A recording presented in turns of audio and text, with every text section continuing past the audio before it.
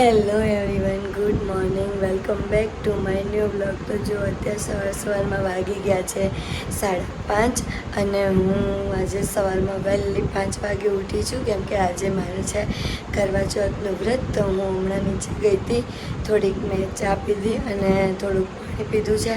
અને બસ જો આ મહેંદી કાલે અમે રાત્રે બહુ જ ફર્યા ડીમાર્ટ આગળ, ફોરડી આગળ, બધે મહેંદી મૂકવા માટે. પણ એટલી ભીડ હતી ને કે ત્યાં મારો મતલબ કે ને કે જલ્દી વારો આવે એવું હતું જ નહીં. ઘરે આવ્યા તો મેં કીધું હું એક ટપકું કરી દઉં, પણ રોનક કે લાય હું તને મહેંદી મૂકી આપું. તો એમને મને મહેંદી મૂકી આપી છે આ વખતે. તો આ વખતે કરવા ચોથની મહેંદી મારી બહુ સ્પેશિયલ છે. ભલે ગમે તેવી લો, ગમે તેવી તો નહીં, બહુ મસ્ત મૂકી બિચારા અમને, પણ બહુ મસ્ત અને સ્પેશિયલ છે. અને બસ હવે હું નહીં લઈશ, માથું ધોઈને મારે મસ્ત નાખવાનું છે.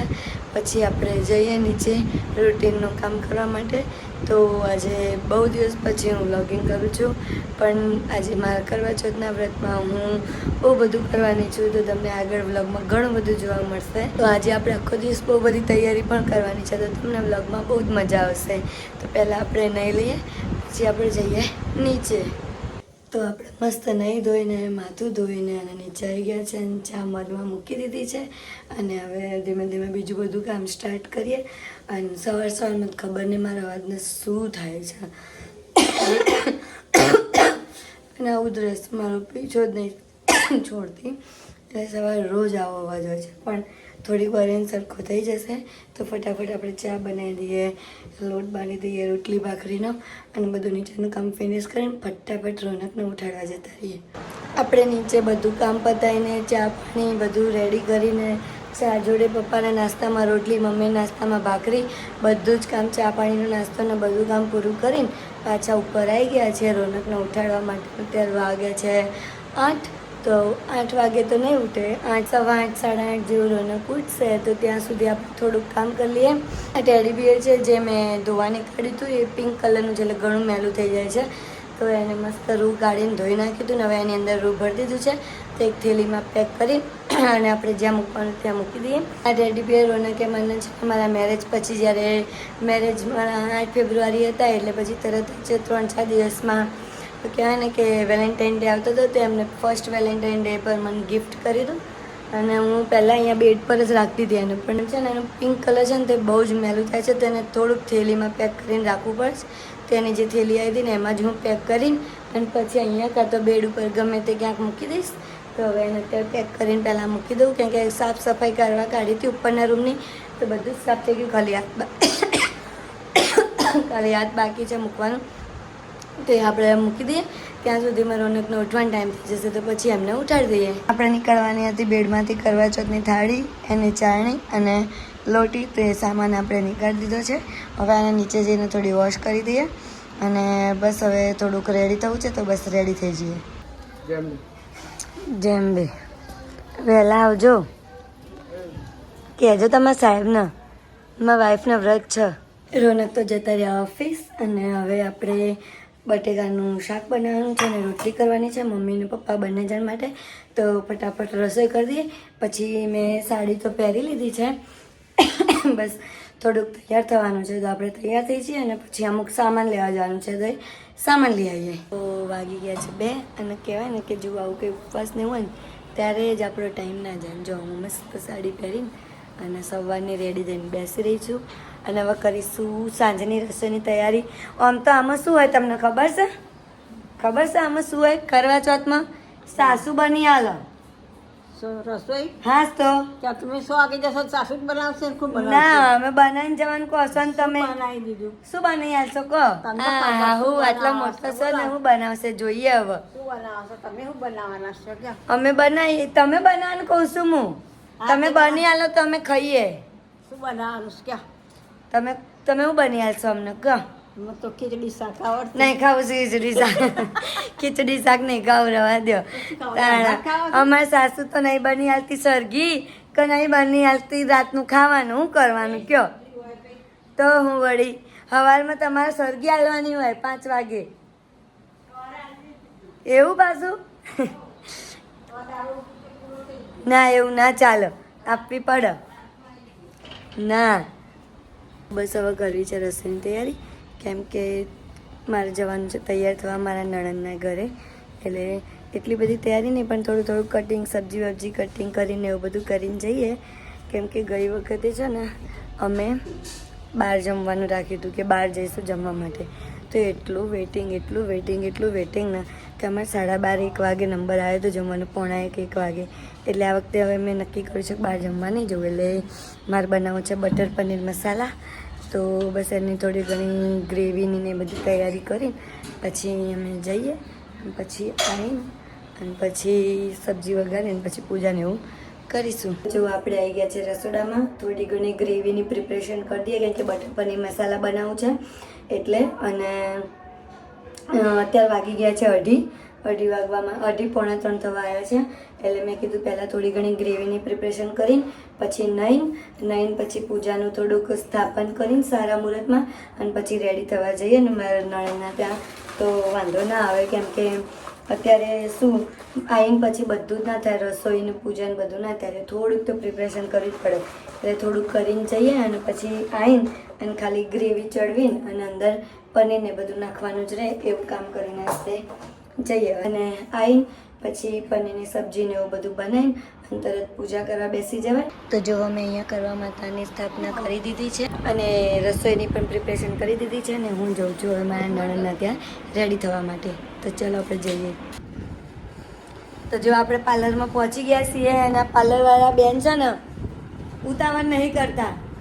અહીંયા હજી ઘેર જઈને પૂજા કરવાની છે, જલ્દી કરો. અને આ તો જાણે જેટલું થાકીને આવ્યા હોય ને મૂંઘી જાય ને. મને કે પહેલાં તું બેસી જા, એટલે તો આડું પડવા મળે ને. આવા છે બધા. ના હું નહીં, હું તો તમારા બ્લોગ બનાવે, કેમ કે જુદી બેને મને કીધું તું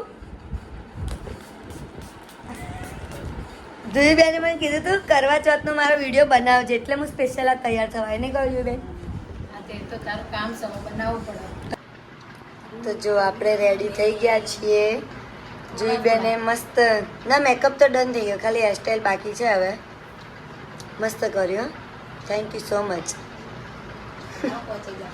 ઓહો હાલું તને પહોંચી જા, લે ગૂગલ પે કરું હો ને. આપણે મસ્ત તૈયારી કરી દીધી છે, હવે પૂજા સ્ટાર્ટ કરીએ. અને આ બધા પૂજામાં બેસી ગયા છે. બેસી જાઓ, નીચે ઊભું ના રહેવાય. હા બસ, તો ચલો આપણે પૂજા સ્ટાર્ટ કરીએ. તો બોલો કરવા માત કી જય. મોટી મમ્મી તમે કર દો, લો ચાંદલો કરજો ને અબીલ ગુલાલ કંકુ કરીને આ ફૂલ રહ્યા જાઓ.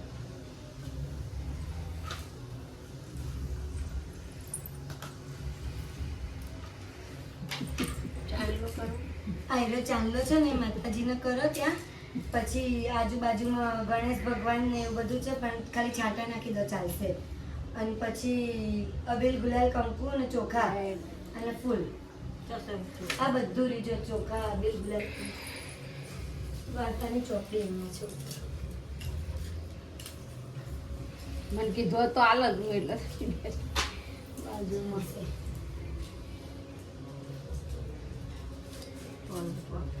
ના તો વાંધો નહીં, બસ છાંટા નાખી દો અને બસ. કળશનો તમારા કળશનો કરે છે મોટી મમ્મી? એમના કળશનો 4 બાજુ આયરો તાંબાનો. તમારો બધો તાંબાનો આવશે ને. ડાકો તો અંગાટી દીધું.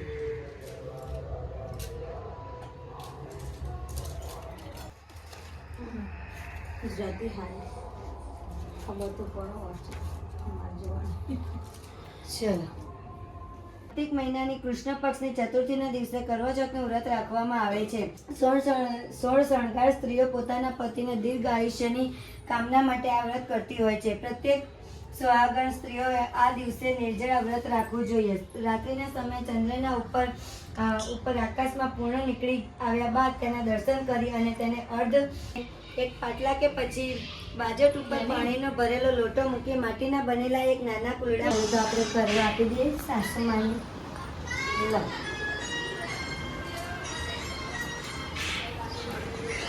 હવે આની ખીચડી કરે ખીચડી અને ભાત કરવો તો ભાત કરીને ખાઈ જજો. ઓકે બેટા.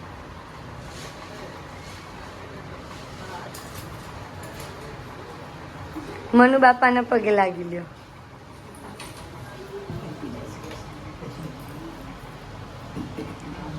જેઠાણીજી જો જ્યાં જેઠાણી લાગે મેઠાણી. જય શ્રી કૃષ્ણ.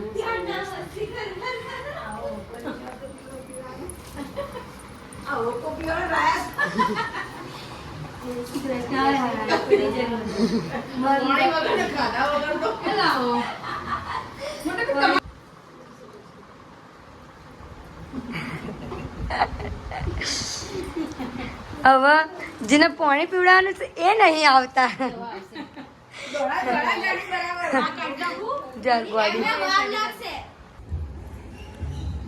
જો મેઘલ રેડી કરી રહ્યું છે બધું. લો જીજાજી. ચલો તો પેલા જીજાજી નો વારો છે. જીજાજી ભાઈ આવો ને ભાઈ આવો એડો ફટાફટ.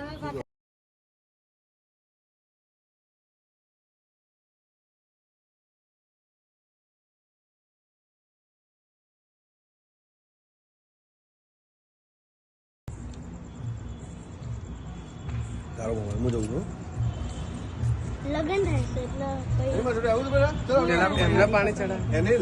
જોજો આ ના ના ના ના ફરવા આટો માં નહીં ચાલ. મને અહીંયા લગન જોવા દો અહીંયા આ ફૂલ મારો છે એટલે લગન ના એકાદ લગન હોવું